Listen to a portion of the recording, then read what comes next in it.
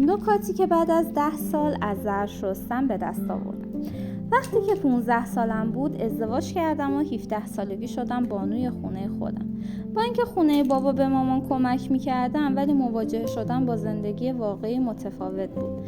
از اونجایی که 2 فرشته با فاصله 1 سال خدا بهم داد، ظرف و معضل و غول بزرگ زندگیم شده بود.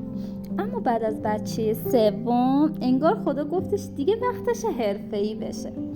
اول همیشه ظرفای کثیف و یه طرف میذاشتم، تحت هر شرایطی آشغال و پسماند ظرف رو پاک میکردم و نکته مهمش اینه که قابلمه ها رو یه گوشه‌ای نمیذاشتم و روی ظرفا رو خیس میکردم تا شستنش و کف زدنش آسون تر بشه. اینجوری حتی اگه از صبحونه تا شام ظرفا رو نمیشستم، بازم از ظرف شستنم لذت میبردم. قانون 3 دقیقه هم که اکثرتون شنیدین که کاری که اگه زیر 3 دقیقه انجام میشه حتما انجامش بدین. اونم خیلی جوابه، اما واسه این روش من واسه وقتاییه که واقعا شاید اون روز نخواین ظرف بشورین یا مودشو نداشته باشین. اینجوری از ظرف شستن دیگه نفرت ندارین. آشغالای به نظر من بزرگترین معضل ظرف شستن کثیفی های روی ظرفه که خشک شده.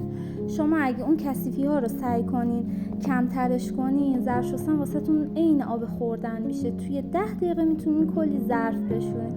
امیدوارم از این روش من خوشتون بیاد. دستشویم همیشه با تایت میشورم چون وایتکس خیلی ضرر داره، براق و تمیز میشه، ضد عفونی و خشکه. خدافظ.